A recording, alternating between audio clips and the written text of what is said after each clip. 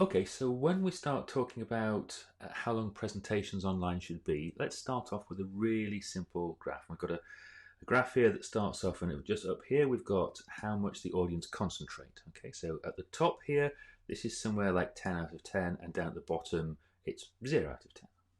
And then on the horizontal axis here, we've got time. So we start off at the beginning, and by here, this is kind of round about the end of the presentation. Okay, so far so good. Let me just change the thickness of the pen a little and just draw you another line. This is the thickness, the concentration level of your audience. It starts high, goes up, then it peaks and plummets. Then there's quite an uncomfortable, quite long plateau, a low plateau, before towards the end of the presentation it starts to pick up again.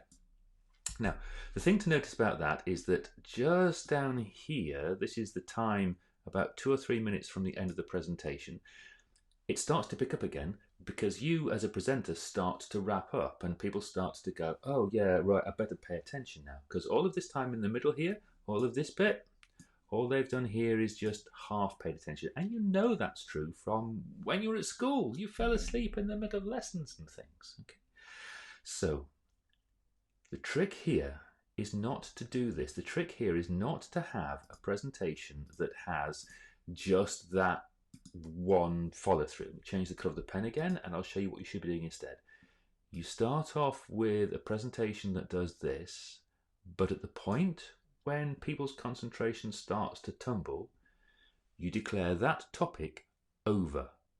You have a black slide if necessary. You change medium if necessary. You do whatever it takes to hit the reset button, and people now know that you're moving on to a second topic. It's as though you are giving a second presentation.